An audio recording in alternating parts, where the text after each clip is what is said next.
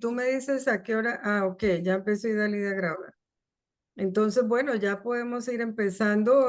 Vamos a presentar al doctor Carlos Alberto Mogollón. Ya le habíamos dado la bienvenida, las gracias por acompañarnos. Gracias a todas las personas que se ¿Cómo conectan se hace? en It's este aquí, video, momento. El doctor video. Carlos Mogollón es cirujano oncólogo y mastólogo del Instituto Nacional de Cancerología en convenio con la Universidad Javeriana.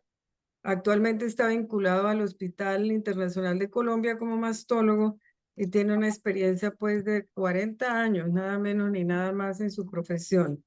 Es muy No diga tanto apreciado. porque entonces me está diciendo Sí, que... que es viejo, le estoy diciendo viejo. No, no, En- mentira. Me... Entonces, bueno, hay muchos pacientes, seguro que son sus pacientes, doctor, y que lo aprecian mucho. Entonces Eso van a espero, estar muy contentas de oírlo. Entonces, bienvenido, volverla a doctor, y saber. el auditorio es todo suyo y esperamos las preguntas al final, para que guarden sus preguntas para el final, para no interrumpir la conferencia. Bueno, doctor, bienvenido, muchas gracias. Bueno, muy buenas noches. Vamos a hacer una revisión así un poquito rápido para que nos quede tiempito de hablar algunas cositas puntuales que cada una de ustedes tal vez tiene como inquietud. Comentar que pues la responsabilidad del manejo en general de la enfermedad y la salud tiene un componente social muy importante. Hay determinantes de la salud que dependen necesariamente del Estado. Y dentro de ese Estado, pues estamos nosotros, está el núcleo familiar de las personas comprometidas en el problema y está obviamente la seguridad social. Como vemos hoy por hoy, la situación está un poco como complicada, ¿no? Por parte del Estado, por parte de la Seguridad Social, por parte inclusive del compromiso médico y obviamente pues el compromiso que nosotros esperamos de cada una de las pacientes, porque pues nosotros estamos es para solucionar problemas, ¿no? Pero nos chocamos muchas veces con problemas a todos estos niveles y que pues como médicos nosotros nos afectan mucho los resultados a corto y largo plazo, que es en últimas nuestro principal objetivo, tener pacientes vivas y que vivan por muchos años con una buena calidad de vida, aún después de una circunstancia tan difícil como la que es tener un cáncer de mama que impacta tanto a la persona como a la sociedad, su núcleo familiar, su núcleo social, su comunidad y obviamente a la persona implicada y a nosotros como cuerpo médico, porque nosotros también compartimos esos dolores, esas angustias, esas preocupaciones cuando el paciente no se le hace el diagnóstico cuando debería hacerse y no se le hacen los tratamientos oportunos como debería ser. Hablamos un poquito de estadísticas porque es bueno enfocarnos en cómo estamos con relación a nosotros mismos y cómo estamos en relación al mundo.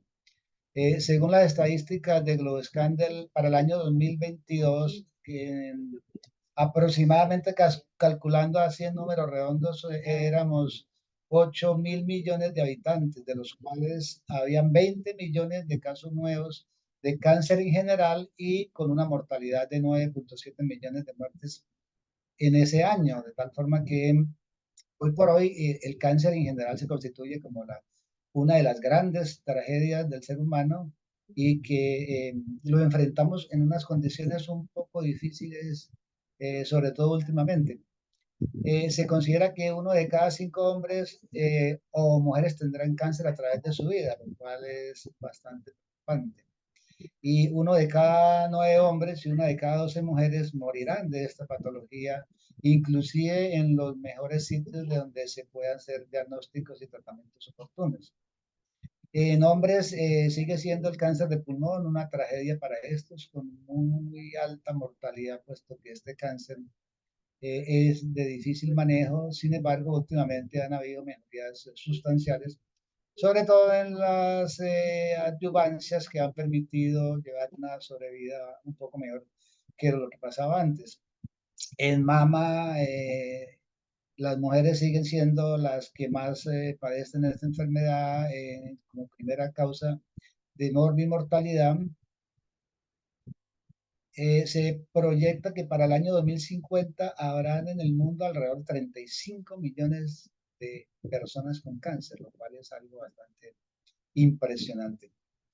Y en ese sentido debemos empezar a pensar en que tenemos que seguir haciendo las cosas que hemos venido haciendo, que deberíamos haber hecho desde hace muchos años y que tendremos que tener un compromiso tanto de todos estos factores que hemos hablado, tanto el compromiso médico como también el compromiso de cada una de las personas que entiendan que esta es una enfermedad que se puede curar y que es una enfermedad que es manejable y que cada día nos acercamos más a un manejo bastante integral que nos permite vivir muchos años. En general, el cáncer representa alrededor de 6 muertes, en general representando alrededor del 16,8%, que comparado con las enfermedades cardiopulmonares, que era lo que antes veíamos, ha tomado bastante relevancia. Entonces, como lo hemos dicho, se constituye la primera causa de mortalidad por encima de las enfermedades cardiopulmonares, sobre todo la hipertensión, el infarto y algo asociado al sistema cardiovascular. El pulmón es el primer, en las estadísticas, aparte de eso, el colorectal, el hígado, mama y estómago. Fíjate que el estómago en unos tiempos cuando yo me formé era el principal cáncer, por lo menos en Colombia. Eso ha cambiado bastante, por lo menos en hombres. Ha cambiado bastante, tal vez porque se han cambiado las costumbres que mucha gente tenía en esa época y la incidencia y la epidemiología ha cambiado sustancialmente. Se considera que la incidencia del cáncer de mama es alrededor de 2,3 millones y que representa alrededor de 11% de los cánceres en general, con una mortalidad alrededor de más de 600.000 muertes y con una posibilidad de un 6,9% de todas las muertes por cáncer achacadas a esto. ¿Cómo estamos en Sudamérica para ubicarnos un poquito más y compararnos con los países desarrollados? Los países desarrollados tienen una incidencia más alta que la nuestra y una mortalidad que llama la atención, que podríamos pensar que estaríamos muy lejos con relación a la mortalidad de los países desarrollados. Por ejemplo, en Sudamérica la incidencia en azul es de alrededor del 57,2, con una mortalidad de 13,8, que no es muy diferente, o por lo menos no es muy significativa con relación a los países desarrollados que están en el hemisferio norte. En Colombia, para el 2022, se encontraron alrededor de 117.620 pacientes, con una mortalidad de 56.000 pacientes en esa época, con una prevalencia de 300.000. Nuevos cánceres en las mujeres, 61.000, con una mortalidad de 28.000. Y una discriminación con relación a las mujeres que sigue siendo el cáncer de mama desde hace ya varios años la primera causa. Cuando yo me formé, el cáncer de cervix era tal vez muy parejo con el cáncer de mama. Hoy afortunadamente está de tercero, lo cual quiere decir que las campañas para diagnósticos tempranos y la vacunación probablemente han tenido que ver mucho en la disminución de la incidencia. Y con relación a los hombres, sigue siendo el cáncer de próstata uno de los más prevalentes. Cáncer de mama es lo que el cáncer de próstata es a los hombres, de tal forma que estamos ahí siempre muy equiparados en las incidencias y las mortalidades por esta causa. Fíjate que el cáncer colorectal es el segundo cáncer más frecuente en hombres, y el de estómago, que hace unos 20 años tal vez era la primera causa, o ya está de tercero. En ambos sexos sigue siendo más frecuente el de mama, pero muy seguido, muy cerca del cáncer de próstata. Se considera que alrededor del 25 por 100.000 habitantes presentan cáncer de mama. En Estados Unidos, el 12% más o menos. Eso quiere decir que una de cada 8 mujeres en Estados Unidos podría tener cáncer. El 80% de las pacientes no tienen factores de riesgo, eso lo vamos a ver ahorita un poquito más detallado, porque hay factores de riesgo en los cuales nosotros podríamos impactar positivamente y obviamente de la mano del compromiso de cada una de las mujeres y también de los hombres. Se considera que alrededor de un 30% de las pacientes que tienen cáncer morirán a través de su vida de esta enfermedad. Este cáncer tiene relación con ovario y posteriormente lo vamos a ver, pero también puede tener relación con otros cánceres como el de endometrio. Eh, Factores de riesgo, como decíamos, el 80% no tenemos, pero tenemos algunos factores de riesgo en los cuales podemos impactar muy positivamente si como personas nos hacemos conscientes de nuestra responsabilidad en el cuidado de la salud. Los hábitos dietéticos que son fácilmente, entre comillas, de cambiar, nos permitirían, por ejemplo, al cambiar los hábitos dietéticos, disminuir la tasa de obesidad que está relacionada con la mayor incidencia de cáncer de mama, cáncer de próstata y cáncer colorectal.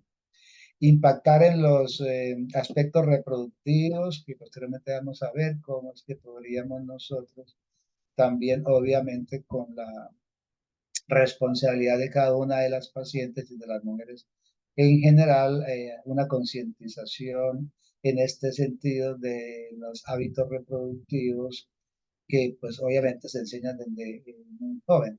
El consumo de alcohol también se ha asociado con la incidencia de mayor cáncer de mama, cáncer de próstata, y llama la atención que alguno pensaría que los factores de tipo genético podrían haber sido más relevantes. Eso realmente ha mejorado mucho. Hoy por hoy hay muchos estudios que permiten determinar si ese cáncer que presenta la persona podría ser de tipo hereditario y por lo tanto hacer tratamientos preventivos tanto en la persona que tiene ese factor genético o como su descendencia si ha sido transmitida. Tener en cuenta que hay muchas bases genéticas, no tratamos de que hagamos estos cuadros simplemente como para decirles que eh, el cáncer de mama es una de las patologías más interesantes con mayor complejidad, porque hay muchas vías en las cuales la célula tumoral o la célula normal muta y cambia.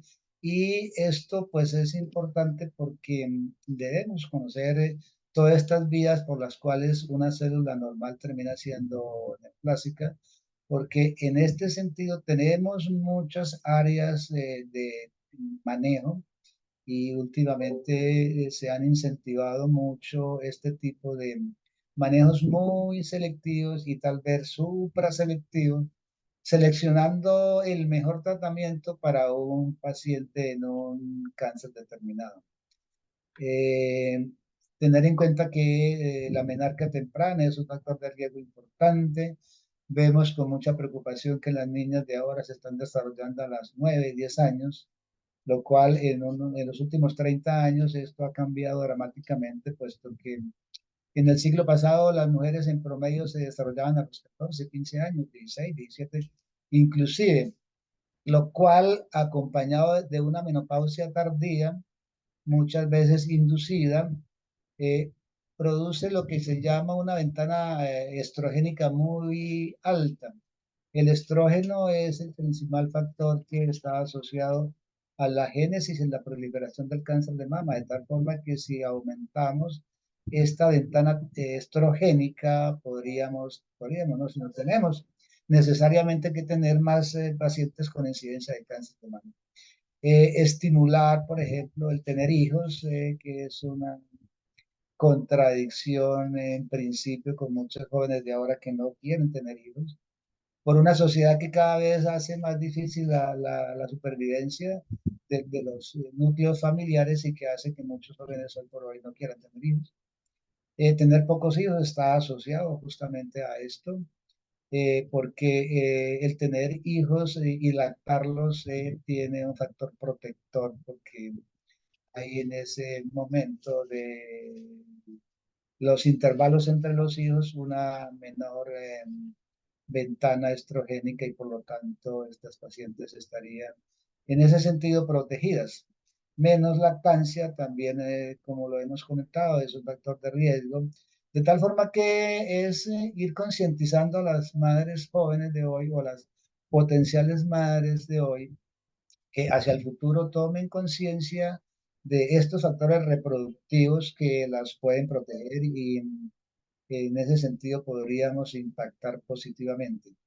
En algún tiempo estuvo de moda el reemplazo hormonal, obviamente todavía se sigue haciendo, pero por lo menos al final del siglo pasado, ese reemplazo hormonal era indiscriminado, se le daba a todo el mundo.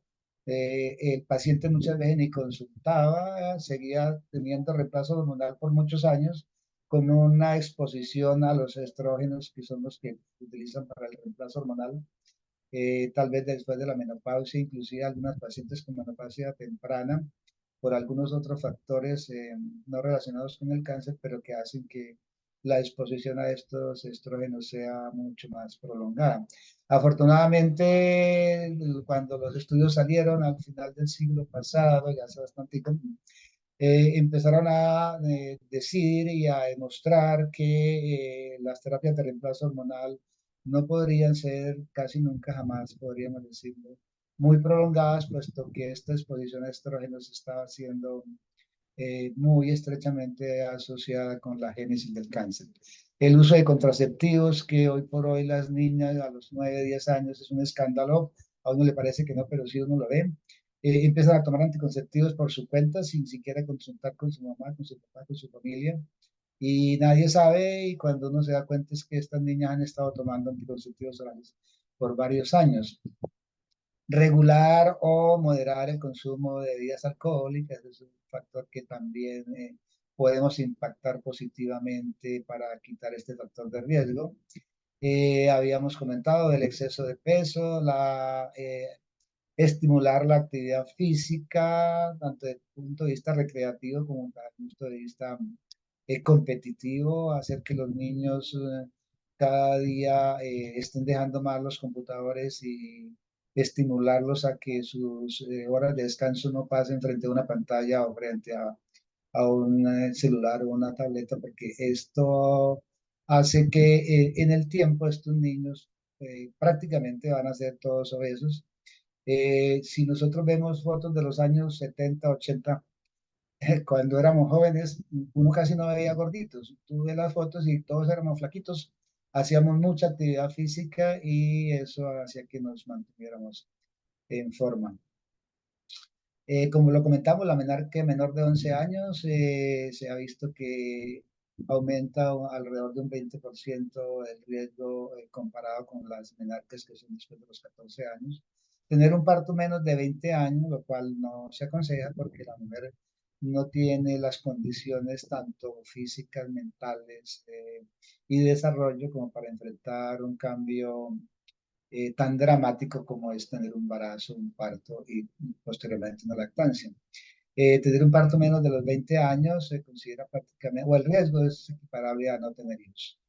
Y los pacientes, las pacientes que tienen sus niños después de los 35 años, pues es un mayor riesgo para la presencia de esto, porque lo que hemos dicho, aumenta el tiempo de la ventana estrogénica por tener hijos muy tardíos, de tal forma que se evita la protección que implica tener un niño y tener una lactancia.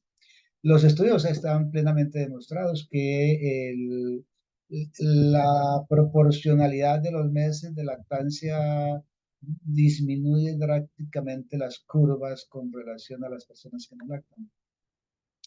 Podemos hacer prevención primaria y aquí recalcar nuevamente la responsabilidad que tienen las mujeres en general desde niñas y nuestro deber como padres, educarlos en hábitos saludables, hábitos dietéticos que impidan o disminuyan el riesgo de que estas personas empiecen a tener sobrepeso en la niñez y posteriormente en la adolescencia va a ser un gran dolor de cabeza y si estas niñas y niños llegan a la edad adulta en sobrepeso, pues obviamente se van a constituir en pacientes que probablemente el riesgo de cáncer se va a aumentar significativamente.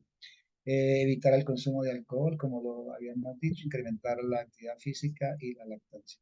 En estos aspectos podemos impactar positivamente tanto los organismos de salud, que hay campañas masivas con relación a esto, y eso se llama medicina preventiva, que en este ciclo por lo no ve uno las campañas que se hacían en el siglo pasado de campañas, entre comillas, de salud. Eh, la medicina preventiva para las EPS no es, entre comillas, un negocio y por lo tanto es muy poco lo que las entidades de las EPS invierten en prevención primaria, porque pues eso no le da rentabilidad a ellas y el gobierno tampoco cumple su responsabilidad. Por ejemplo, disminuir la cantidad de grasa en el consumo se ha visto que reduce alrededor de un 17%, puesto que en la grasa se sintetiza estradiol a través de un mecanismo que se llama la aromatización, de tal forma que las personas obesas tienen una mayor influjo hormonal del estradiol y como lo hemos dicho, el estradiol se constituye en el principal factor de crecimiento tumoral. Es interesante o importante clasificar las pacientes con relación a los factores de riesgo. Entonces, hay unos factores de riesgo que le dan alto riesgo, mediano riesgo o bajo riesgo, y en ese sentido podemos impactar en esas pacientes que tengan mayor alto riesgo. Por ejemplo, ser de Norteamérica o tener un nivel socioeconómico más alto se ha asociado a la mayor incidencia del cáncer de mama, tener una historia personal, una historia familiar, sobre todo si es cáncer bilateral, si ese cáncer se ha presentado en la premenopausia o si las pacientes tienen un síndrome de cáncer hereditario que en los últimos años, bueno, los últimos años no, ya hace décadas, se han estado incentivando los estudios genéticos para determinar si un cáncer determinado podría estar inducido genéticamente y ahí el BRCA1 y BRCA2 es hoy por hoy el examen más importante. Con relación al riesgo medio, entonces se considera un cáncer de mama en la familia de primer grado, el nivel socioeconómico, los partos tardíos, como los habíamos dicho, la obesidad, pero sobre todo impacta más cuando esta obesidad es posmenopáusica, de tal forma que se recomienda a las mujeres ya adultas antes de la menopausia entrar en la concientización de que deben bajar de peso, que deben mantener un nivel adecuado, porque si llegan a la menopausia en obesidad, en sobrepeso, esto impacta necesariamente la incidencia. Algunas personas que tienen por alguna razón biopsias por una patología que en algún momento se sospechó, pero que pueden tener desde el punto de vista histológico factores de riesgo como la hiperplasia típica, es una paciente que debe tener un seguimiento porque esta hiperplasia típica con el tiempo podría convertirse en un cáncer. Y las de bajo riesgo por el consumo de alcohol, la dieta con relación a la emisión de peso, los contraceptivos orales, que de todas maneras aumentan un poquito el riesgo, las hiperplasias sin atipia, que prácticamente no estén muy implicadas en esto, la terapia de suplencia hormonal, como lo hemos dicho, por tiempos prolongados, afortunadamente ya hay mucha conciencia de eso. Entonces, ¿cómo intervenir el riesgo individual? Entonces, debemos clasificar a estas pacientes de acuerdo a ese riesgo. De tal forma que si las mujeres las consideramos como de riesgo promedio a alto, se tiene que hacer un tamizaje y en las que están de alto riesgo hacer una quimioprevención, que en algunas pacientes muy seleccionadas podríamos hacer una quimioprevención, por ejemplo, hormonas para bloquear el influjo estrogénico inclusive las de alto riesgo, por ejemplo, que tienen BRCA1 o BRCA2 positivos. La cirugía de disminución de riesgo es algo que en este momento no, desde hace muchos años ya venimos haciendo justamente para reducir las probabilidades de que esta paciente que tenga una alteración genética nos pueda llegar a hacer cáncer. Básicamente podemos impactar la probabilidad y los desenlaces de estas pacientes en tres sentidos. Incrementar el tamizaje, como lo hemos comentado, es estar haciendo programas de tamizaje que necesariamente tienen que ser de tipo estatal. Las EPS tienen que tener un programa de tamizaje muy bien instaurado, que implica invertir dinero, pero que ese dinero seguramente va a ser la mejor inversión, puesto que hacemos prevención primaria y por lo tanto estaríamos haciendo diagnósticos muy tempranos que a la entidad le saldría mucho más barato que hacer tratamientos en pacientes muy avanzados. Es una paradoja. A ellos les parece que hacer tamizaje es muy caro porque hay una mamografía y que hacer no sé cuántas mamografías al año en todos sus afiliados les vale no sé cuánta plata, pero ellos no hacen la cuenta de cuánta plata se podrían estar ahorrando si hacemos diagnósticos tempranos que muchos pacientes inclusive podrían no necesitar tratamientos tan comprometedores como la quimioterapia con todos sus efectos secundarios. Hacer obviamente un tratamiento oportuno, pero ese tratamiento oportuno depende de qué tanto hemos podido hacer tamizaje, qué tanto hemos podido hacer diagnósticos tempranos, en los cuales nosotros necesariamente tenemos que impactar positivamente. Entonces, ¿qué hacer con relación al tamizaje? En las pacientes asintomáticas entre 15 y 30 años es ir educando a las niñas, es una función de nosotros como padres y las madres con sus hijas, la mayor confianza que hay entre ellas, pues empezar a incentivarles el autoexamen de tierna edad como de los 15 años, consultar a medio periódicamente, en algunas pacientes hacer ecografía mamaria si hay alguna duda. El BACA lo pongo ahí como para señalarlo de que realmente no tiene mucha utilidad con relación al diagnóstico de cáncer de mama. Vemos muchas pacientes manejados por algunos colegas que hacen backup para hacer diagnósticos de cáncer de mama y eso realmente no sirve mucho. Posteriormente lo vamos a ver cuál es el estándar para el diagnóstico de cáncer de mama.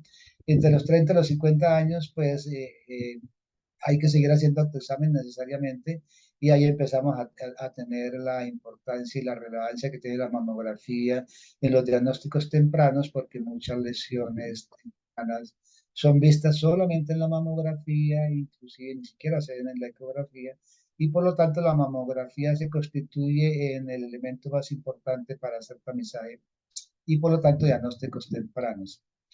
Se recomienda hoy por hoy, en vista de la alta incidencia de cáncer en menores de 50 años, cuando yo me formé, la mayoría de las pacientes de cáncer de mama eran mayores de 50 años. La Asociación Colombiana de Mastología hizo hace unos 10 años un estudio en el cual demostró que más o menos el 33% de las pacientes con cáncer de mama eran menores de 50 años, inclusive algunas pacientes con un porcentaje significativo eran menores de 40 años. De tal forma que hoy por hoy no sería mala idea hacer una mamografía que nosotros llamamos de base a los 35 años, también dependiendo de sus antecedentes familiares. Después de los 40 años, se recomendaría hacerlo cada año, cada 2 años, dependiendo de cada caso en particular, y una consulta médica que idealmente debería ser cada 6 meses. Después de los 50 años seguimos con el autoexamen. Fíjate que el autoexamen siempre está presente desde que alrededor de los 15 años hasta el resto de su vida. Es un hábito que las mujeres deberían concientizarse, es parte de su responsabilidad, del autocuidado, hacer el autoexamen. Y lo más importante es que hacer el autoexamen y encontrar alguna lesión o alguna cuestión anormal las debe inducir a consultar. Con dolor uno todavía ve pacientes que se tocaron su cenito, encontraron una masa o encontraron una anormalidad, pero no consultaron por miedo, porque no han sido lo suficientemente concientizadas de que alguna alteración mamaria hay que consultar lo más rápido posible, porque inclusive la mayoría de las lesiones mamarias que en algún momento las pacientes se detectan precisamente no son cáncer, pero tenemos pues la cancerofobia, el paciente no consulta y cuando realmente consulta y se hacen los estudios se demuestra que era cáncer y obviamente ya tenemos unos cánceres localmente avanzados e inclusive metastásicos por no haber hecho una consulta temprana. Se recomienda hacer la mamografía anual después de los 50 años y una consulta cada 6 meses. Aprovechar las consultas, por ejemplo, de hipertensión, para que el médico dedique un poquito de tiempo al paciente, de pronto le haga un examen mamario que también hace parte importante del diagnóstico temprano de estos pacientes. En las pacientes sintomáticas, obviamente, necesariamente tiene que haber un buen examen físico y si sospecha cáncer, pues obviamente hacer una clasificación para tratar de estadificar y eso permite posteriormente el manejo adecuado específico para ese tipo de pacientes. Tener en cuenta que en menores de 30 años, inclusive menores de 40, alrededor de 30, 35, la ecografía tal vez sea más importante que la mamografía, puesto que la densidad mamaria no es bien vista en la mamografía, hay muchos falsos negativos ahí.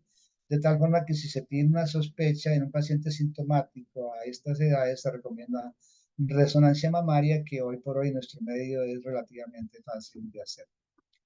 Mayores de los 30 años, en algunas pacientes seleccionadas podríamos hacer ecografía, mamografía, puesto que el realizar las dos aumenta las probabilidades, la sensibilidad de que se pueda detectar alguna patología en específico y tener en cuenta también, obviamente, la resonancia en aquellas pacientes que por ecografía o mamografía no podemos dilucidar una alteración que la paciente nos está consultando y por lo tanto la resonancia tendría que hacerlo para poderle definir un diagnóstico y por lo tanto planear un manejo. Como decimos, la mamografía es el único método de diagnóstico precoz. Es prudente tamizar a las mujeres para que ellas estén conscientes de que, pues obviamente, se deben autoexaminar y por lo tanto acudir tempranamente. A quienes tamizar así con mayor énfasis a las que hayan tenido, como dijimos, la ventana estrogénica más alta, los que tengan antecedentes familiares, hacer la mamografía después de los 40 años y un examen clínico después de los eh, permitir que no se nos olvide que debemos examinarnos los senos, que debemos consultar al médico, que no debemos callar, que debemos comentarle a la amiga, a la vecina. Muchos familiares tienen médicos y muchas veces ni siquiera a uno le cuentan. Entonces no nos podemos callar, debemos hablar, debemos preguntarnos, debemos averiguar. Hoy por hoy también hay muchas ayudas en internet que nos podrían ayudar a determinar si algo de lo que nos está pasando podría ser de peligro o no. Se recomienda, pues, obviamente el tamizaje y la detección temprana para concientizar a las pacientes de que activamente, muy tranquilamente, estén muy pendientes de sus senos. Esto también implica un entrenamiento para los médicos, inclusive para los familiares. Todavía vemos médicos que o no creen en sus pacientes o no hacen un examen físico adecuado o no piensan que los pacientes podrían tener un cáncer, por lo que están comentando, y no son lo suficientemente acuciosos de pensar en que esta paciente pueda tener cáncer y tengo que estudiarla o remitirla a una persona que tenga una mayor experiencia para detectar enfermedades tempranas. Con relación a los síntomas, desgraciadamente esta enfermedad es muy poco sintomática, muy poco específica y muy poco sensible con los síntomas que pudieran hacer pensar que tenga cáncer.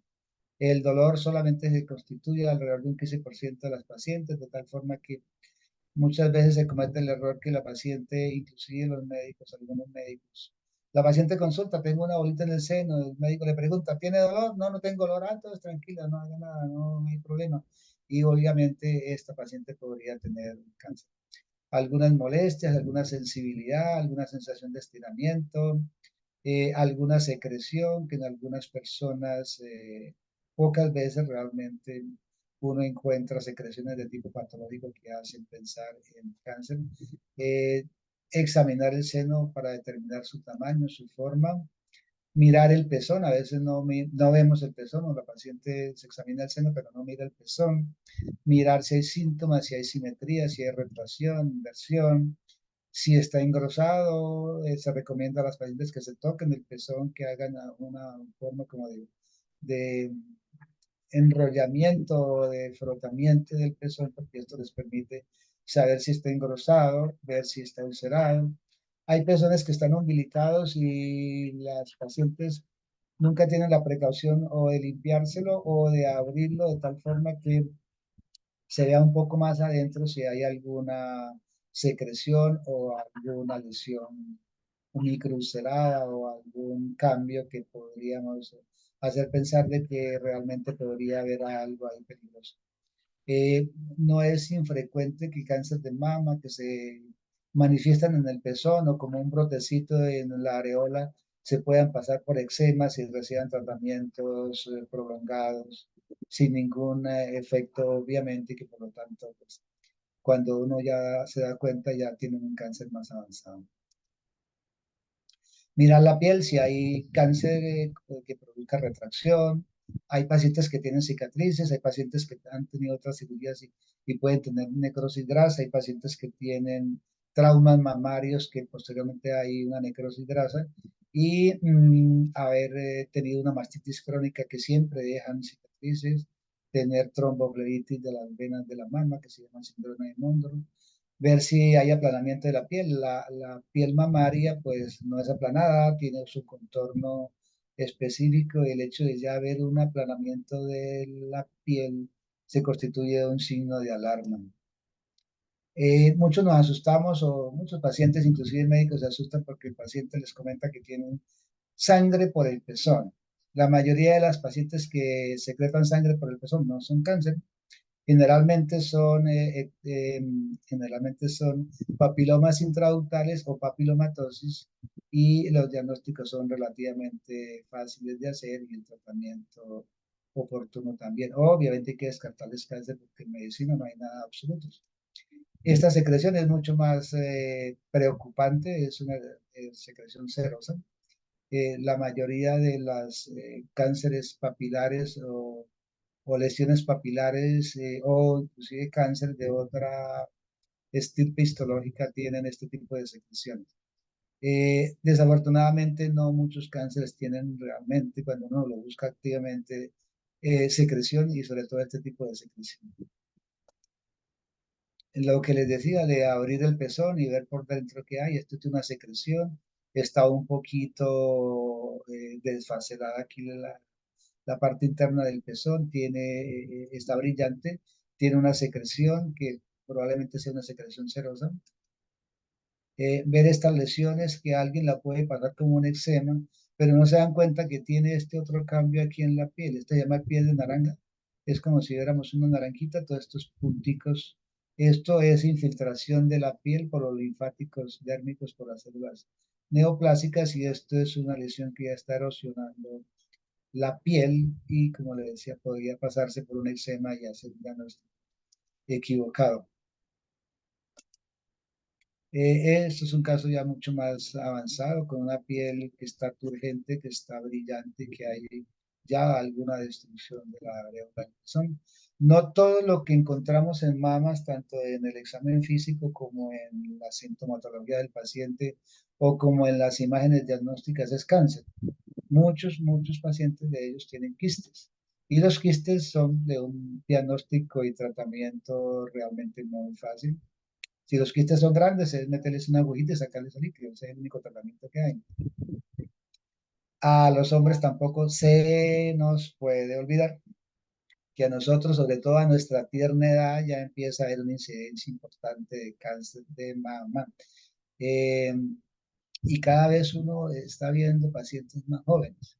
La semana pasada vi un muchachito de 36 años que como único factor de riesgo es que es muy obeso y tiene un cáncer de mama y desafortunadamente cuando llegó con un cáncer ya muy avanzado con compromiso metastásico en la axila, porque los doctores no le habíamos parado bolas, porque él consultó, él dijo que tenía algo en la mamila, no le pararon bolas, no, es que está gordito, que tiene ginecomastia, que vaya, que venga y tal, tal, tal, tal.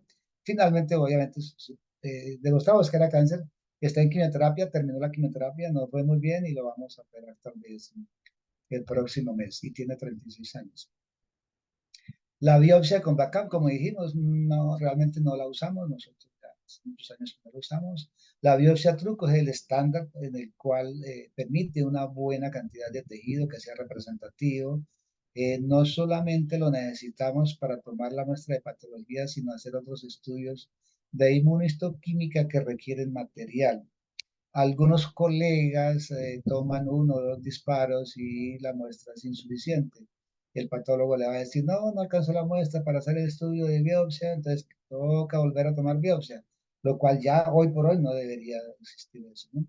Deberíamos tomar una muestra muy representativa. Los médicos colegas que hacemos biopsias debemos estar muy alerta o muy preocupados de tomar una muestra que realmente sea representativa y no enviar muestras muy pequeñas porque el patólogo no va a tener estudio que le permita hacer otros estudios que nos complementan una mayor precisión diagnóstica con relación a estos factores que nos permiten determinar cuál es el tratamiento más específico para un paciente en particular.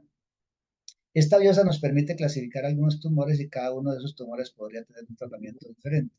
La gran mayoría de los pacientes son carcinomas ductales, pero también hay lobulares, también hay cáncer del pezón, como la enfermedad de Payet, que puede ser sin masa o con masa. Sin masa simplemente es una lesión que se confunde con un eczema. Y tener en cuenta que hay otros tumores malignos muy infrecuentes, pero que de todas maneras debemos estar pendientes porque tienen un tratamiento completamente diferente. Los diferentes tipos de sarcoma, angiosarcoma, que tal vez sería el sarcoma más frecuente en mama, pero también linfoma. En mama también podemos tener infecciones, podemos tener alteraciones por sarcoidosis, tuberculosis, hongos inclusive. Entonces, no necesariamente un cambio en mama quiere decir que sea cáncer. Realizar los marcadores, determinar la etapa de la enfermedad como hemos visto, mirar si hay compromiso ganglionar, que eso se hace desde el punto de vista clínico, paraclínico, que nos permite determinar si hay compromiso no ganglionar. El compromiso ganglionar se constituye un factor pronóstico bastante importante. Determinar el grado histológico y mirar si hay compromiso vascular, tanto linfático como venoso. Empezamos el tratamiento y me gusta empezar por el biopsia de ganglio centinela. Después de haber hecho muchas mastectomías y muchos vaciamientos axilares en el siglo pasado y ver muchas pacientes con linfedema, hoy por hoy, hasta que no se demuestre lo contrario, nosotros tratamos de ofrecerle la biopsia de ganglio centinela a una buena cantidad de pacientes. Pero para eso necesitamos que los diagnósticos se hagas temprano, porque obviamente los pacientes con cáncer ya avanzados, pues obviamente la biopsia de ganglio centinela pues no está indicada. La biopsia del ganglio centinela tiene como objetivo fundamental no hacer vaciamiento y por lo tanto evitar la mayor tragedia de los vaciamientos que es el linfedema. Yo me formé en el siglo pasado y en el siglo pasado en Colombia no había radioisótopo para hacer biopsia de ganglio centinela. Empezamos nuestra experiencia con azul de isosulfán, teníamos que importar la molécula y entonces no era fácil. Eso fue en los años 90, casi 90. Posteriormente llegó a Colombia la medicina nuclear y eso cambió el panorama. Era muy sencillo, inclusive en unos meses tuvimos una escasez mundial de radioisótopos, tuvimos que volver al pasado. Los jóvenes no sabían hacer biopsia de ganglios centinela con colorante porque no fueron formados en eso, entonces yo les propuse en el instituto, hagamos biopsia con colorante azul, porque tiene una buena sensibilidad, no tanto como los radioisótopos, pero nos ayuda, de hecho alcanzamos así a alcanzar por lo menos 6, nos fue muy bien. y pues porque entre hacerle con azul de metileno y hacerle vaciamiento, obviamente, vaciamiento. El azul pues se inyecta en el paciente, el azul se absorbe por vía linfática, va a los ganglios linfáticos, uno abre en la axila, empieza a disecar cuidadosamente hasta identificar el ganglio que marca de azul. Tiene esa ventaja, inclusive es una cirugía bonita porque le pone uno color. Y esto es lo que uno ve en la cirugía, el vaso linfático pintado de azul y el ganglio linfático pintado de azul. Entonces uno hace recesión de eso y solamente, obviamente, hace la revisión de los que marquen y nada más. Para tratar de delimitar la disección axilar, porque entre más disección axilar se haga, obviamente la probabilidad del linfedema es importante. Sacamos el gangliocito con el conducto, lo mandamos a patología. Hoy por hoy tenemos medicina nuclear. Este es un equipo que se compró relativamente reciente en el Hospital Internacional que utiliza una sustancia que se llama radioisótopo, que lo colocan los médicos nucleares alrededor usualmente de la areola. Tenemos un sistema de consola y una sonda que es la que nos permite detectar la radiación en el campo operatorio. Este es el aparatico localizando el sitio donde está la mayor captación. Se abre la axila, se disecciona con la guía del equipo. El equipo me va a marcar el ganglio que está comprometido, ¿no? Que está captando el material radioactivo. Sacamos el ganglio, le hacemos un conteo de material radioactivo en sala de cirugía. Eh, Hoy por hoy no lo tenemos todavía en nuestro medio, pero es una sustancia que se está imponiendo como medio diagnóstico en muchas patologías, no solamente en mama. Se llama el verde de indocianina. El verde de indocianina se utiliza desde el siglo pasado. Los que más lo utilizan son los oftalmólogos para hacer fluorescencia y ver trastornos de la retina. Este es el equipo que se necesita, lo mismo, una consola como un equipo que es el que detecta y permite ver la fluorescencia del material que se ha colocado, que tiene la particularidad de que pintan el sitio de inyección, pinta el linfático, pinta el ganglio centinela y entonces uno va dirigido buscando los sitios en que haya fluorescencia. Y esto es lo que queremos evitar a toda costa en relación al manejo de la. Ya no hacemos cirugías como estas, muy mutilantes, muy radicales. Hoy por hoy ya hace años, muchos años que ya no necesito quitar todo el pectoral. Sí, de vez en cuando podemos quitar un pedacito de músculo, sobre todo en el borde libre, cuando encontramos tumores que están muy cerca del pectoral, pero ya no sacrificamos todo el pectoral, que era lo que hacíamos en el siglo pasado, y unos vaciamientos que éramos muy radicales. Con el tiempo se llegó a la conclusión que tampoco necesitábamos ser tan radicales y que un tratamiento menos radical era racionalmente seguro para el paciente con unos resultados a largo plazo con relación al control del cáncer bastante equivalentes a hacer una cirugía radical. Hay algunos criterios de inoperabilidad en los cuales nosotros tenemos que estar muy claros y por lo tanto si de entrada uno no puede operar a un paciente, pues le debe ofrecer generalmente una quimioterapia. Entonces, que tengan edema, que tengan ulceración, que tengan una masa fija pectoral o alta torácica, que tengan un conglomerado axilar. Estos pacientes no se benefician de una cirugía inicial, que tengan linfedema menos, que hay algunas contraindicaciones médicas que realmente son muy raras, las contraindicaciones médicas que impiden que uno pueda operar a un paciente, casi nunca lo vemos, la verdad. El paciente con estados 4 que en algún tiempo nunca los operábamos en el seno, pero que últimamente con el advenimiento de algunas sustancias que posteriormente vamos a ver, nos estamos animando desde hace ya unos cuantos años a operar estadios 4, sobre todo cuando tienen compromiso óseo. Y este compromiso óseo puede ser manejado con radioterapia o con tratamiento hormonal. Y encontramos que hay una estabilidad de las lesiones, podemos darle un control local porque sabemos que con el tiempo probablemente esta paciente va a seguir progresando a nivel de la mama lo cual se constituye en un gran sacrificio para la paciente por la molestia que produce, por el sangrado, el mal olor de un tumor necrosado. Cirugía conservadora, debemos tener algunos requisitos. La cirugía conservadora, pues obviamente, desafortunadamente no es para todas las mujeres. Tenemos que tener una relación seno-tumor adecuada. Los tumores hasta de 3 centímetros podríamos operarlos inicialmente y podríamos hacer una cirugía conservadora con un resultado estético un poquito más favorable de lo que hacíamos antes. Que tengamos una facilidad de seguimiento. Si una paciente viene por allá del último pueblito, de la última vereda, de por allá del último pueblo de Santander, probablemente nosotros prefiramos ofrecerle una mastectomía, puesto que probablemente esta paciente no va a poder tener un seguimiento adecuado y esto implica una falla terapéutica porque la paciente no hizo un seguimiento adecuado. El hecho de conservar el seno, de querer conservar el seno, muchas mujeres uno les plantea conservación o mastectomía, explicándoles las cosas buenas que tiene cada uno, pero las cosas malas también, los pros y los contras. Muchas mujeres inclusive que se pueden conservar el seno prefieren hacer una mastectomía. Idealmente, hoy por hoy, estos pacientes, la parte quirúrgica la debe manejar un cirujano oncólogo o mastólogo, que tengamos disponibilidad de quimio-radio. Los tratamientos de cáncer de mama generalmente son multimodales. Por lo menos tenemos 4 opciones de tratamiento. Sin embargo, algunas pacientes hoy por hoy ya no necesitan quimioterapia.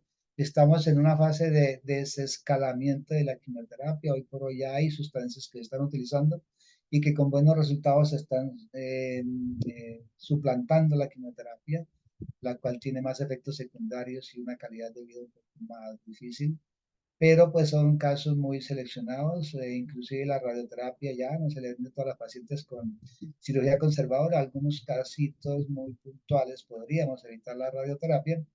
La radioterapia también tiene efectos secundarios como cualquier otro tratamiento y por lo tanto, en la medida que podamos, tratamos de no hacer estos tratamientos. Que no haya multicentricidad quiere decir que no haya más de un cuadrante comprometido, de lo cual contraindica la cirugía conservadora por la probabilidad de que tenga otros focos que no puedan ser detectados. Tener una buena mamografía o una buena servicio de radiología que nos permita hacer diagnósticos precisos. Que no haya contraindicación para la radioterapia, son muy pocos los casos realmente que tengan contraindicación para la radioterapia y por lo tanto no podríamos hacer la cirugía conservadora. La cirugía conservadora tiene el mismo objetivo de la mastectomía, hacer un control oncológico de la enfermedad, guardar una armonía estética, que para nosotros como cirujanos también es muy importante que el seno tratemos de conservarlo en la medida de lo posible, lo más estéticamente posible. Entender que estos pacientes generalmente van a recibir radioterapia y la radioterapia tiene efectos secundarios. Cuando en las cirugías conservadoras obtenemos márgenes positivos o cuando no obtenemos márgenes negativos, que es nuestro objetivo, muchos pacientes terminan en mastectomía. Hay contraindicaciones para la cirugía conservadora, no tener una buena relación. El embarazo, aunque es relativo, sobre todo en el tercer trimestre, podríamos hacer cirugías conservadoras, porque mientras recibe el tratamiento, inclusive la quimioterapia no está contraindicada en el tercer trimestre de embarazo, podríamos diferir hasta después del parto, pero podríamos hacer cirugía conservadora. Que haya contraindicación, como dijimos, a la radioterapia y que haya multicentricidad. Cuando hay un componente intrauteral extenso, que lo podemos ver en las imágenes o en la biopsia inicial, es una contraindicación para la cirugía conservadora. Esta es una cirugía conservadora, una cirugía relativamente fácil, una resección local con una ganglio centinela con un resultado estético adecuado, una mamoplastia oncológica, que es lo que hoy tal vez más hacemos, tratamos, ¿no? Utilizamos técnicas de cirugía estética en mama para un paciente que tiene un tumor. Le hacemos, en este caso, por ejemplo, pudimos conservar parte de la areola y le hicimos una pequeña incisión en la axila para hacer biopsia de ganglio centinela. La mastectomía, que en otros tiempos pues, fue lo que más utilizamos, de todas maneras tiene su mortalidad. Yo afortunadamente en los más de 25 años que estoy dedicado a la mama, No he visto la primera mujer que se haya muerto por una mastectomía o por algo asociado a la anestesia para este tipo de cirugías. Hoy tenemos muchas opciones de reconstrucción mamaria en aquellas pacientes que no les podemos ofrecer mastectomía o que ellas prefieren hacer mastectomía, reconstruir con implantes, expansores cutáneos, utilizar el dorsal ancho, utilizar el TRAN, utilizar cirugías microvasculares que son ya mucho más complejas, que requieren una infraestructura mucho más adecuada. Pero afortunadamente no es que necesitamos mucho este tipo de ayudas. Tratar los pacientes por los estadios, entonces debemos clasificar inicialmente muy bien los pacientes, poder determinar cuál sería el mejor tratamiento y en qué momento el tratamiento que deberíamos utilizar para un mejor resultado a largo plazo en estados tempranos. El tratamiento usualmente sería conservadora. En los estados avanzados muchas veces damos quimioterapia inicial y posteriormente hacemos manejo conservador, tener en cuenta algunos tipos de cánceres específicos como el comedo, que es mucho más agresivo, el lobulillar, que muchas veces es multicéntrico y puede ser inclusive bilateral hasta el 25% de los casos. Los carcinomas infiltrantes en estadio 1, las recaídas a largo plazo podrían ser hasta el 21%. A pesar de estar estadios 1, muchos pacientes tienen compromiso ganglionar y siempre tenemos que estar muy pendientes de hacer el diagnóstico si hay compromiso ganglionar y si no lo hay, como hemos dicho, hacemos la biopsia del ganglio centinela. Y cuando hacemos vaciamiento, idealmente debemos tener por lo menos 5 ganglios. Eso ha cambiado un poquito. Cuando yo era joven decíamos que 10, eso ha bajado. Y hoy se considera como 8 un promedio que es significativo del compromiso o no del vaccine. En los estadios tempranos, si hay cirugía conservadora, usualmente radioterapia. Los pacientes con estadios tempranos que se les hace mastectomía, muy seguramente no reciben radioterapia. La radioterapia, cuando la axila es negativa, solamente se dan los campos con una cantidad de centigrés más limitada que cuando se hace, cuando hay compromiso axilar, que se utilizan 3 campos. Eh, los estados tempranos son curables con manejo quirúrgico inicial y la biopsia del ganglio centinela. La radioterapia, como lo hemos dicho, puede producir también efectos secundarios como daño miocárdico, neumonitis. Actualmente la administración de la radioterapia es computarizada, es mucho más precisa y esto ha hecho que, por ejemplo, la neumonitis, que era una de las cosas que veíamos cuando nosotros éramos jóvenes, pacientes que quedaban muy comprometidas de su parte ventilatoria, hoy por hoy ya casi no lo vemos. También puede producir alteración del plejo braquial, inducir tumores, la radioterapia puede producir tumores radioinducidos. También estos pacientes podríamos hacer el tratamiento con hormonoterapia, pero la hormonoterapia también tiene efectos secundarios. Todo lo que hacemos en medicina es susceptible de producir daño. Los estados avanzados generalmente no son quirúrgicos de entrada, se da quimioterapia ayudante, algunos pacientes no responden y pocas veces los podemos manejar con radioterapia neoayudante buscando hacer un control con cirugía. Es un reto para nosotros poder rescatar a estas pacientes cuando ya tienen tumores localmente avanzados. Hay un tipo de cáncer que se llama el inflamatorio, que es de muy mal pronóstico, de muy malas respuestas, usualmente no son quirúrgicos y normalmente no es que respondan muy bien. Sin embargo, si responden muy bien, podríamos, en casos seleccionados, poderles ofrecer una cirugía. Los criterios de inoperabilidad que habíamos comentado, los estados localmente avanzados que hemos dicho no son quirúrgicos, algunos localmente avanzados hacemos cirugías higiénico-paliativas, afortunadamente ya no la hacemos como la hacíamos antes, porque pues la efectividad de los nuevos tratamientos ha hecho que estos cánceres que antes no respondían estén respondiendo de una mejor forma. Tener en cuenta que la oophorectomía también puede ser un tratamiento importante en el control de los estados localmente avanzados o metastásicos con una oophorectomía. bloqueo hormonal que hay de diferentes maneras. Eh, los localmente basados podrían inclusive curarse, pero esto no es tan frecuente. En algunas personas que tienen compromiso metastásico en los huesos, usamos bifosfonatos para disminuir la probabilidad de que estos pacientes con metástasis óseas puedan tener fracturas. El cáncer recurrente, que para nosotros es un dolor de cabeza y obviamente es una tragedia para tanto el cuerpo médico como para las pacientes, porque pues obviamente después de haber hecho un tratamiento, un esfuerzo, un sacrificio, el cáncer vuelve a aparecer. Es algo bastante duro de aceptar, de entenderlo y también de manejarlo. Pero podríamos tener también opciones de quimioterapia, radioterapia. Si la paciente fue manejada con cirugía conservadora, podríamos hacer manejo con mastectomía.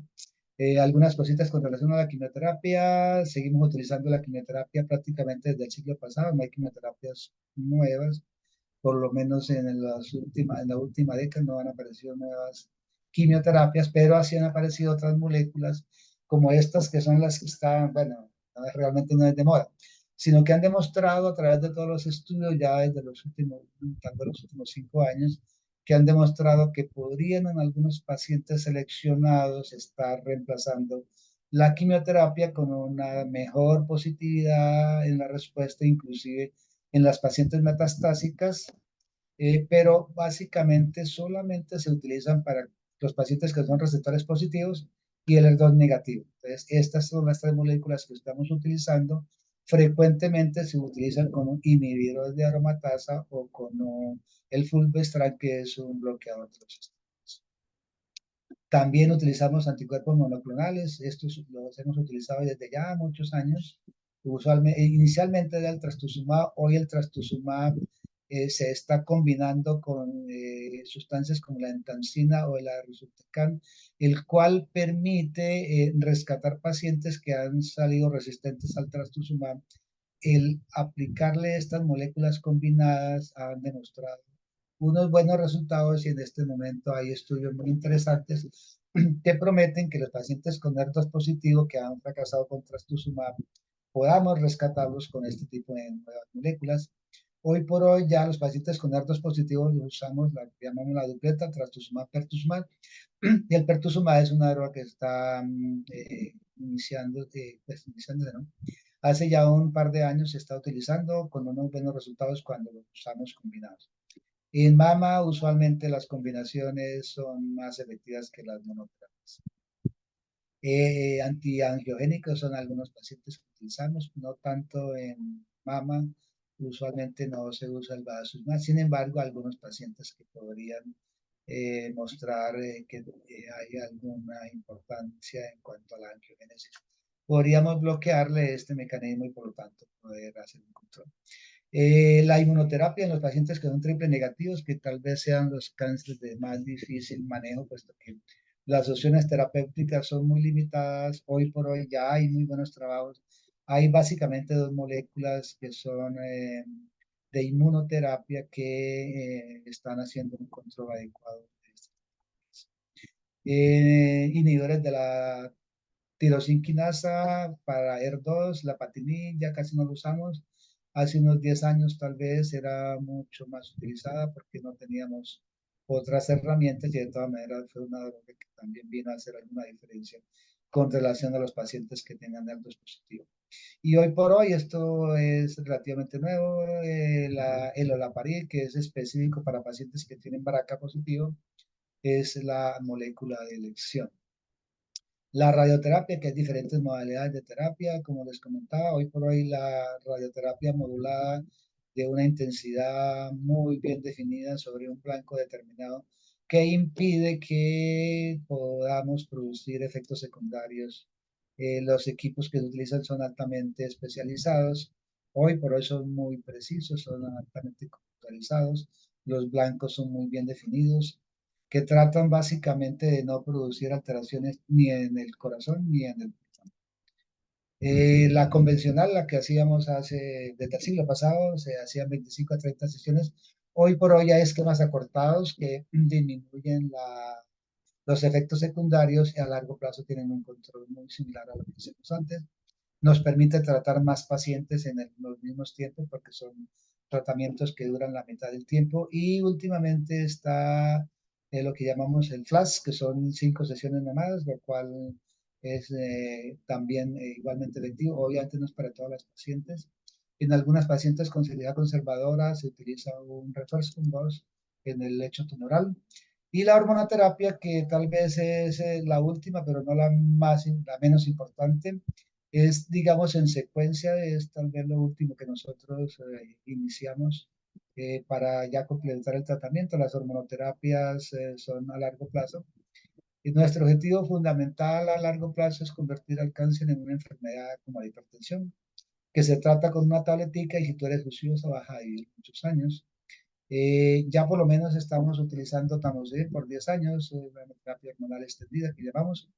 La terapia del tamoxifeno es muy interesante. Empezamos con 2 años en los años 70 y ya vamos en 10 años, o sea que estamos eh, próximos, diría yo, a encontrar aquella molécula que nos permita hacer que el cáncer sea una enfermedad crónica. Los inhibidores de aromatasa que los tenemos utilizados ya desde el siglo pasado, no han salido nuevos, siguen siendo los mismos de los años 90 cuando aparecieron.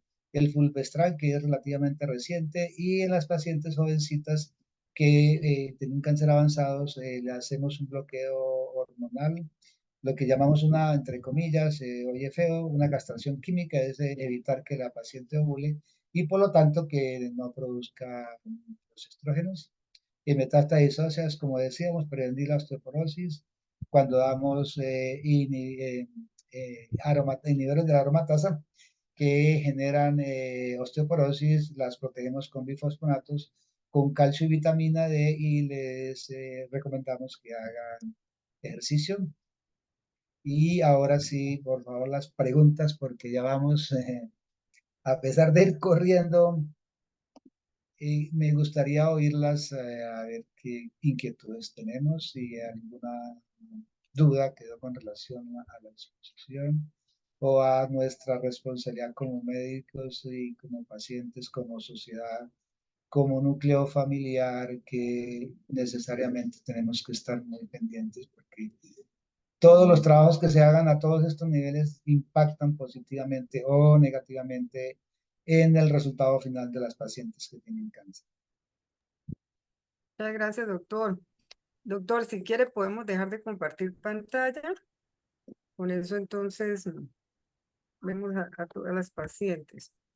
Bueno, entonces si alguna tiene alguna inquietud, alguna pregunta, puede abrir el micrófono para que pueda hacer la pregunta. Entonces, dejar de compartir pantalla, doctor. ¿Qué pasó aquí? ¿Ve? Ahí está, vamos a ver que se por aquí, por aquí, por aquí, por aquí. Ay, que se me perdió. Se me perdió. Stop, arriba, Sí, creo que pero arriba.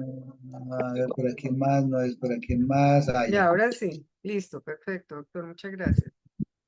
Entonces, bueno, si alguien tiene alguna pregunta, ya pasamos 13 minutos del tiempo reglamentario de las 8 de la noche. Esto, Yo no tengo las prisa. oímos una o dos preguntas. ¿Qué, Hola, doctor? bueno, buenas noches. Hola, Aló. Joana, Buenas ¿cómo noches. estás? Ah, Isabel. Doctor, muy buenas noches. Muchas gracias por esa información. Yo fui operada en noviembre del 2020. Eh, mi condición fue un ER2 positivo. Tuve una cirugía de cuadrante nada más, cuadrantectomía. Los ganglios negativos, gracias a Dios. Y estuve tratamiento con trastuzumab, con quimio y con radio. Todo fue muy bien. Y en el 2022 yo me vine a vivir de Bucaramanga, me vine a vivir a Moniquirá y trasladé mi salud para Tunja, que me quedaba mucho más cerca.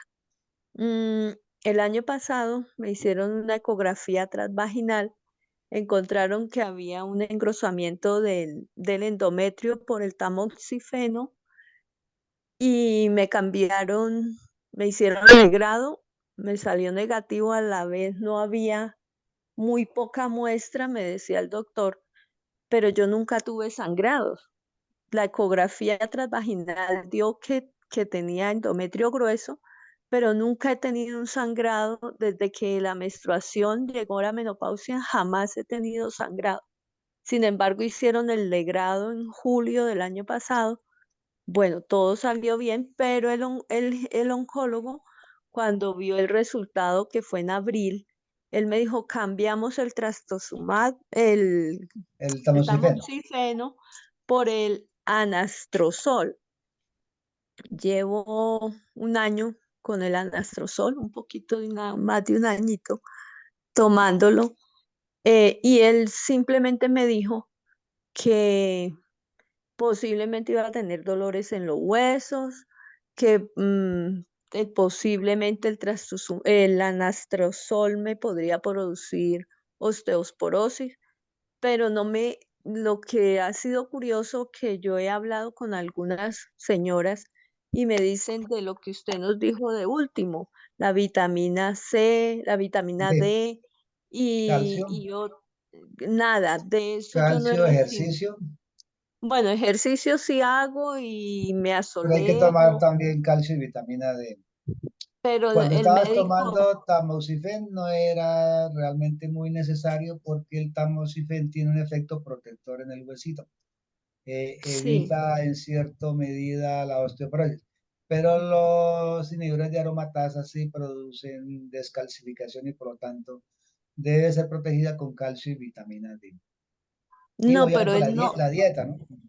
sí, la dieta ahí sería que abunda, Rica en calcio, ¿no? Alimentos de origen, lo que normalmente comemos, ¿no? Los de origen animal, la carne, la leche, los huevos, el pescado. Hay que comer una comida balanceada, frutas, verduras. Uno puede en principio comer de todo. La cosa es sí. las cantidades y pues obviamente no ser como monotemático en que solamente como esto y no como más nada. Nos toca Ujú. aprender a comer verduritas, nos toca aprender a comer frutas, nos toca aprender a hacer ejercicio, a tener una vida pues obviamente sana que nos sirve absolutamente para todo. Sí, bueno, yo vivo en el campo, o sea, vivo como a unos 20 minutos de Moniquirá en una finca. Pues sí, yo casi siempre he hecho buena abundancia de fruta, verdura, jugos verdes, frutas rojas, bueno. Mm, pero doctor, he oído de una inyección que aplican, pero el médico no me ha mandado nada desde que Se empecé con llama, el... sí, usualmente son bifosfonatos, alendronato, ácido soledrónico, pero hay que escoger muy exactamente a quién se le da, ¿no? O sea, Tal vez le hayan solicitado una densitometría ósea para mirar cómo mm, está el no, calcio en el huesito. nada. Él me dijo que hasta Es, que es, no llevara 2 años de este tratamiento de anastrozol. Entonces pues yo normalmente lo digo, que nosotros hacemos antes de empezar los inhibidores de aromatasa es hacer una densitometría de base para mirar hacia el futuro cuáles serían los cambios. Y después "Mm, normalmente está indicado hacerla cada 2 añitos, pero es mejor tener una inicial antes de empezar el anastrozol. no, bueno, pues no es fácil uno comentarle al médico porque uno es el que, el que está en Sí, por tratamiento, supuesto, claro, nosotros pero no deberíamos molestarnos por esas observaciones que el paciente tiene con nosotros. Por supuesto, son inquietudes y son plenamente válidas, ¿no? sí, bueno, doctor, esa es mi inquietud de que no me han dado nada para fortalecer el hueso. Yo soy la que hago ejercicio, me asoleo en las mañanas y camino y bueno, y la alimentación pues la fortalezco también con semillas, frutos secos, todo eso estoy consumiendo, pero sí me preocupa un poquito eso, pero bueno, voy a No, pero tratar de hablar con no el te doctor. preocupes, que ese es el tratamiento. Es más, nosotros tenemos una estrategia y es que a algunos pacientes les damos unos años de tamoxifen y luego los cambiamos a inhibidores, independientemente de si han tenido algún efecto secundario del tamoxifen. Pero no te preocupes Mm, que nunca tuviste un efecto secundario del tamoxifeno al endometrio porque la biopsia no mostró que tuviera, por ejemplo, hiperplasia endometrial, que es una de las cosas que puede inducir sí. el tamoxifeno, inclusive puede inducir cáncer de endometrio. Eso es raro, realmente es raro, pero justamente por eso estamos haciendo chequeos de la ecografía pélvica para mirar si el endometrio está engrosado o no cuando usamos tamoxifeno. Ah, bueno. Doctor, muchas gracias, muy amable. Con mucho gusto. Gracias, Isabel. Giovanni. Sí, señor. Muy buenas noches, mi doctor Mogollón. Espero que esté muy bien. Gracias por su charla. Con mucho gusto. Sí, yo fui una paciente que padecí un cáncer grado 3, 3B, hace 3 años. Y pues se me hizo mastectomía radical con vaciamiento total, radical modificada. Y pasé por 8 sesiones de quimioterapia, incluidas las que Merced dijo de socirobusina y paclitaxel. Y después de la cirugía tuve 24 sesiones de radioterapia. Hasta el momento, pues, no he tenido ninguna sintomatología a nivel de pectoral. Sí me resecaron todo el pectoral,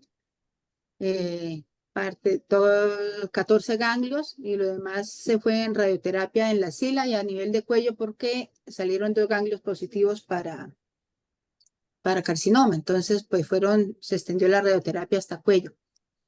Entonces, le escuchaba algo a partir de la tirosina y también en referencia a la osteoporosis, porque precisamente he venido con tamoxifeno hace 2 años cuando terminé la radioterapia y quedé con un problema de neuropatía por el paclitaxel. Me avisaron que sí, que quedaría así con esa neuropatía, cosa que pues con medicamentos y la clínica del dolor me han estado controlando, pero no he podido tampoco iniciar el anastrozol ni los otros medicamentos porque precisamente dicen que duelen las articulaciones, duelen las manos, es peor. Entonces, pues me he mantenido con el tamoxifeno, me dijo el doctor, mantengámonos entonces con el tamoxifeno. He tenido el control de ecografías pélvicas, los órganos pues atrofiados pequeños, y con la primera quimioterapia pues se fue el periodo siendo una sardina, no mentira. A, Está a los, sardina. a los Todavía está 50, muy sardina. mi doctora, a los 50, Pero entonces tuve parece de 40. sí, sí, sí, sí, sí, mi doctor. En el 93 éramos compañeros y nos veíamos muy sardinos. Entonces, en ese momento tenía 49 años y pues ya no volvió el periodo. El endometrio pues sí ha seguido pequeño, pero no he ido al doctor en la ecografía pélvica que me hicieron, decían que salía una calcificación a nivel de cuello. Entonces, como le hablan a uno ya de calcificaciones, uno se queda pensando, ¿no? Si es por el tamoxifeno, si algo sucede. Y hace 8 meses tuve una caída en la propia altura que me resbalé y me fracturé el brazo. Entonces tenía esa inquietud.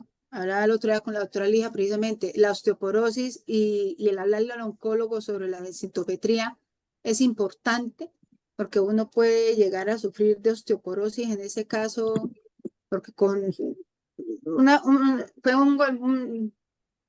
un apoyarme a 1 metro de distancia con el auto y la mano pues tuvo esa fractura, ¿no?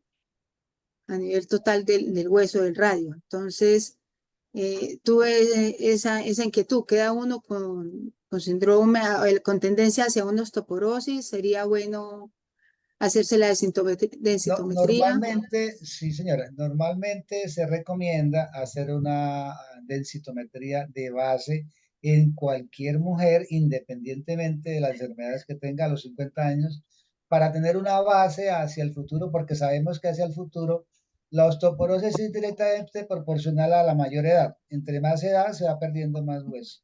De tal forma que si tenemos una densitometría a los 50 años y nos muestra que hay algún grado ya de pérdida de hueso, como se llama la osteopenia, y es el momento de empezar a actuar a través de sustancias que eviten la resorción ósea, y de eso hay un montón de opciones, pero obviamente si hay osteoporosis hay que hacer un tratamiento ya mucho más enérgico y mucho más extenso para evitar justamente la fractura, que es pues la complicación que más uno le teme a la osteoporosis, ¿no?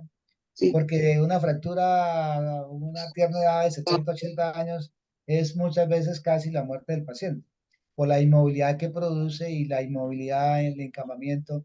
Eso es una cascada de acontecimientos que uno no quiere que el paciente tenga. Entonces, claro. hacemos medicina preventiva. Bueno, doctor, entonces sí es mejor continuar con el tamoxifeno en vez del anastrozol. El, En ese caso. la neuropatía debería ser controlada en el tiempo. Eso no tiene por qué ser de por vida, ¿no? De tal forma que si en algún momento la neuropatía se diera, podría cambiarse el tamoxifeno, pero en este momento no hay ninguna prisa de cambiarlo, porque de hecho no te está produciendo ningún problema como efecto secundario en el endometrio. Bueno, sí, no, en el endometrio no. Bueno, mi doctor, mil gracias, muy gentil. Con mucho gusto. Bueno, doctor, son las 8:25 de la noche. Hay tres Yo no manos tengo, levantadas. yo no tengo prisa, yo normalmente me acuesto a las 12. Ah, caramba. Bueno, entonces No, con vamos, mucho gusto, porque es una oportunidad de que hablemos, de que nos veamos, y claro. obviamente para mí es muy importante este momento.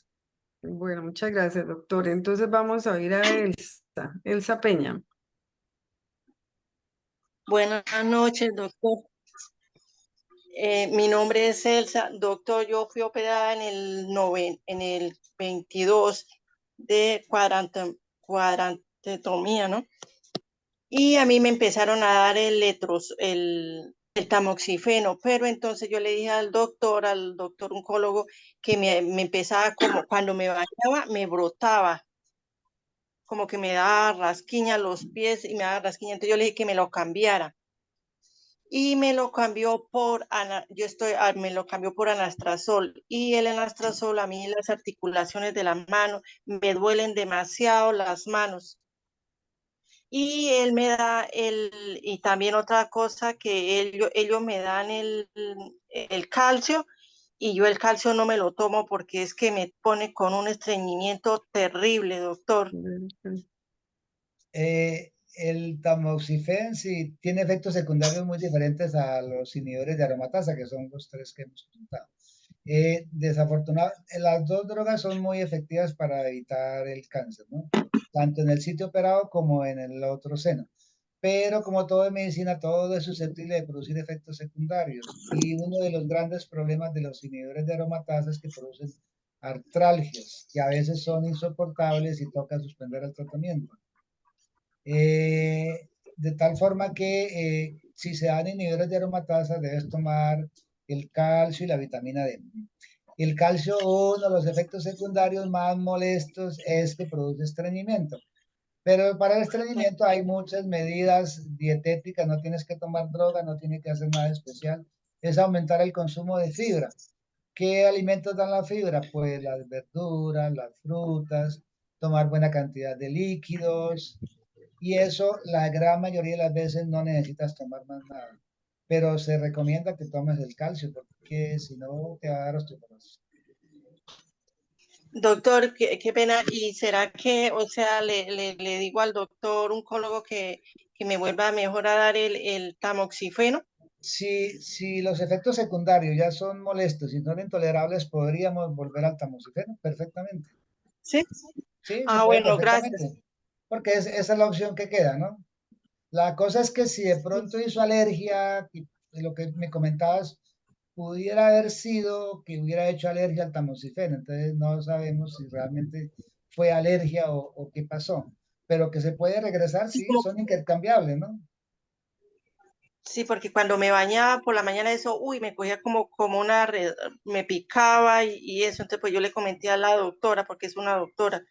Entonces dijo, cambiémosla a la anastrozol, y eso el anastrozol me pone, uy, no, es que no, mis manos no, me duelen mucho las articulaciones. Ese es el gran efecto Entonces me doy secundario. cuenta que el tamoxifeno no da tanto dolor de articulación. Normalmente no da dolor articular, normalmente no. En cambio, los inhibidores de aromatasa frecuentemente dan justamente la artralgia, que es el efecto secundario Listo. más feo. Sí, bueno, listo, gracias, doctor, muy amable. Con mucho gusto. Bueno, Muchísimas Claudia, gracias. por favor. Gracias, Elsa. Claudia. Sí, señora, muy buenas noches, doctor. Hola Claudia, Bueno, buenas noches, ¿cómo bien, sí, estás? señor. Bueno, mi pregunta es muy puntual. A mí me diagnosticaron en el 2017 y a la final fue mastectomía total. Empecé con tamoxifeno 3 años y medio y terminé con letrozol. Este año, el 27 de febrero, el oncólogo ya me dijo que ya terminaba el tratamiento con los medicamentos. Pero mi pregunta ¿es normal que después de que hubo esa como castración química que usted hablaba de, digamos, de no, o sea, que no vuelve uno a tener, ¿Menstruación? bueno, funcionamiento de los ovarios? Sí. Es muy normal que vuelva a sentir uno cólicos y que vuelva a llegar el periodo después de haber dejado de tomar los medicamentos, Sí, ¿o no es porque normal? a ti te dieron tamoxifen y el tamoxifen no es una droga tan efectiva como la inyección que hayamos hablado del goserelin para producir castración química. El Ah, ya, tamoxifen no se ok. usa como un castrador químico, Ah, ya, pero uno de sus efectos secundarios podría ser que no menstrue. Se supone que si el tamoxifen estaba frenando la menstruación, el hecho de suspenderlo implica que si usted, ¿cuántos años tienes? 51, doctor. Que si usted, su cuerpo estaba programado para hacer menopausia a los 53 o algo, porque eso está determinado genéticamente. Sí. Entonces, si su cuerpo estaba programado para tener menopausia a los 53, podría después de los 51, después de haber suspendido el tamoxifen, tener una menstruación Es- perfectamente todavía por 2 años, lo cual Estaba sería, podría con estar dentro de lo letrozol, normal. finalicé. Terminaste con letrozol. Y Sí, normalmente señor. podemos combinarla entre las dos y dar 5 años, dependiendo del caso. Y entonces para eso uno vuelve a la historia inicial, cómo era la clasificación, cómo eran los factores de riesgo, cómo respondió a los tratamientos que se hicieron para poder definir si se hace una terapia hormonal extendida o no. Pero frecuentemente Sí, con señor. solo 5 años es suficiente. Ah, sí, señor. Ah, bueno, doctor, muchísimas Bueno, gracias. con mucho gusto. Buenas Listo, noches. Claudia, gracias. Gloria. Doctor, buenas noches. Hola Doctor, Gloria, a buenas mí noches.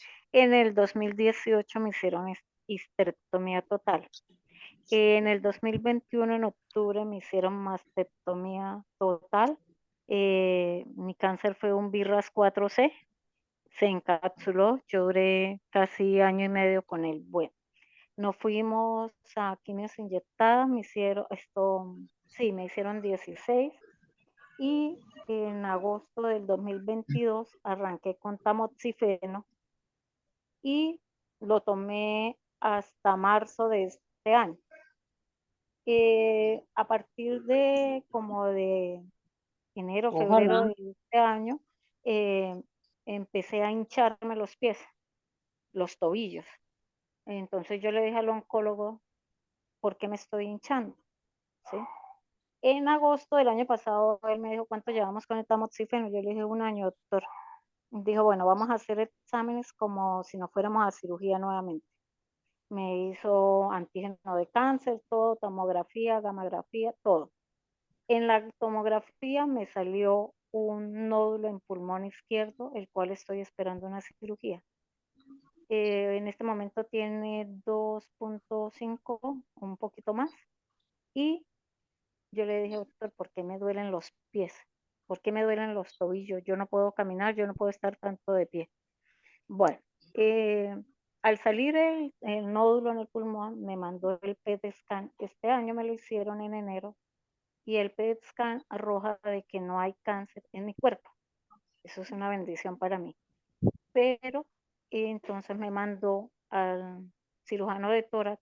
El cirujano de tórax manda a hacer biopsia y efectivamente pues hay que sacar el nódulo.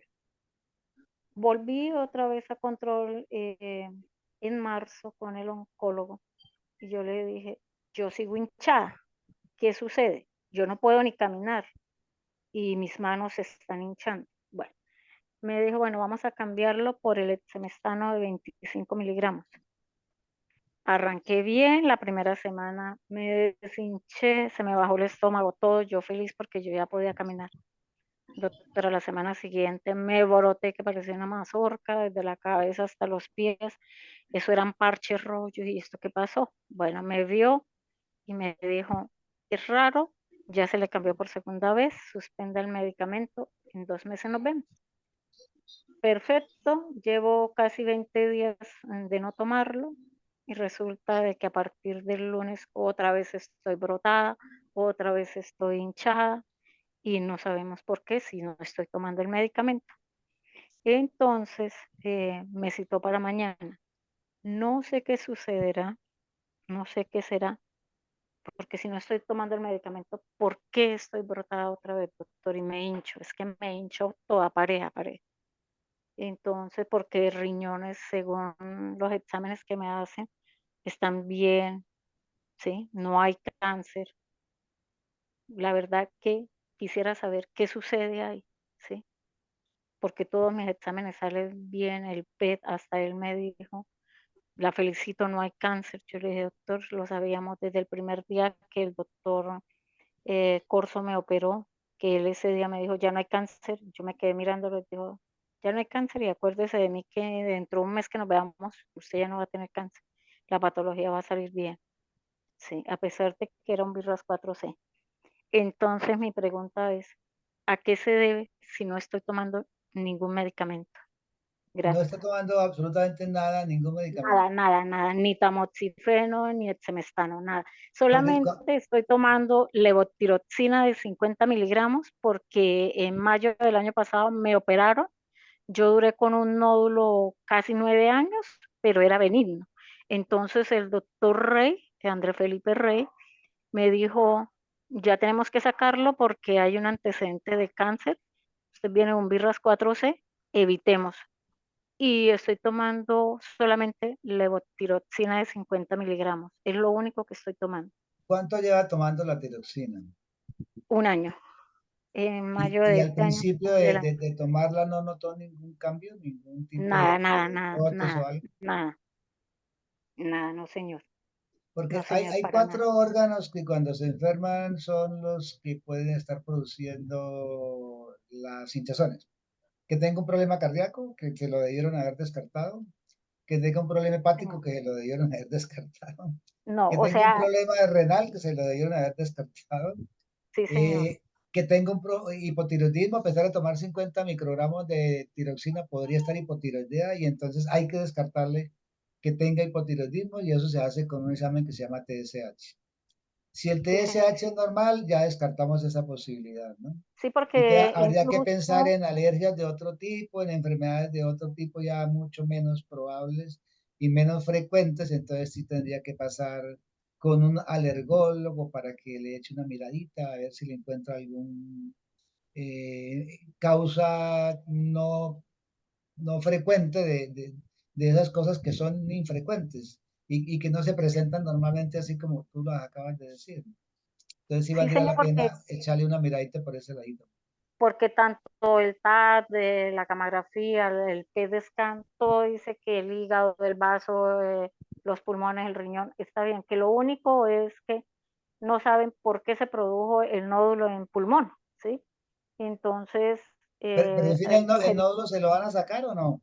sí, doctor, sí, estoy esperando porque como, o sea, para mí las cirugías que me han hecho debo de esperar entre 1 mes y 3 meses máximo para que me asignen fecha. Incluso hoy me llamó la secretaria del doctor Tapias y yo le dije, yo estoy brotada, yo estoy hinchada y no sabemos por qué, no estoy tomando el medicamento.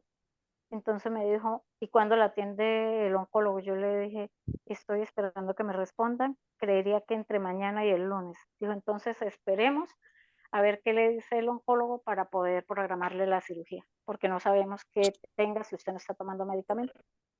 Sí, toca que le estudien por el lado de las alergias, ¿no? No Ah, bueno, necesariamente hay alergias a un medicamento que tú estés tomando, pueden haber otro tipo de alergias y para eso, pues, la persona que más le puede ayudar, si el problema es de ese tipo de brote, sería un alergólogo.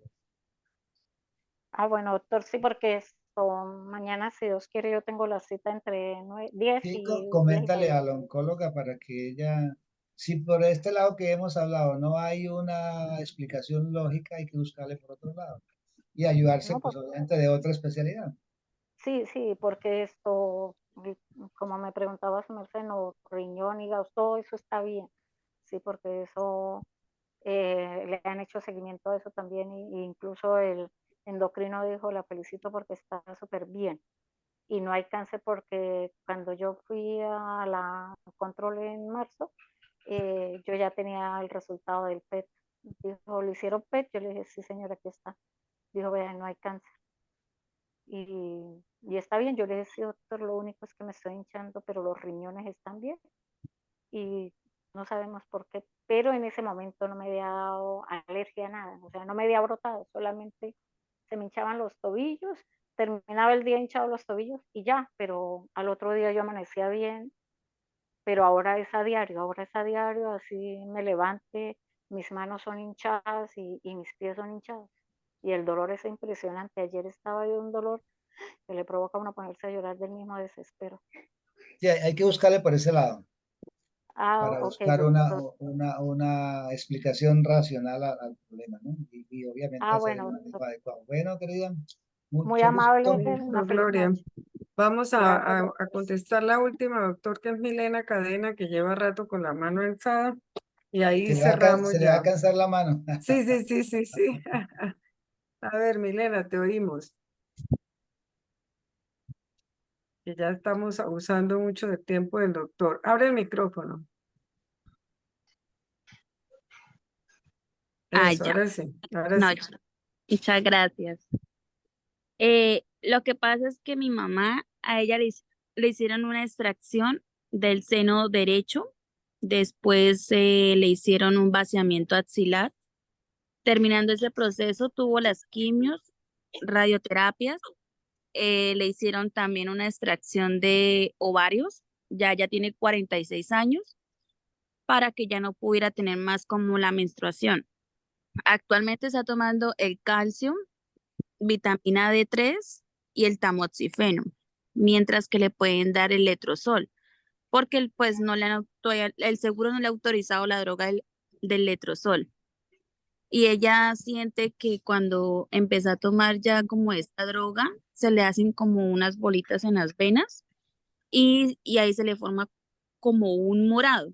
Entonces no se sabe si eso es alguna reacción del tamoxifeno, que de pronto pues no sé si tenga que ver algún como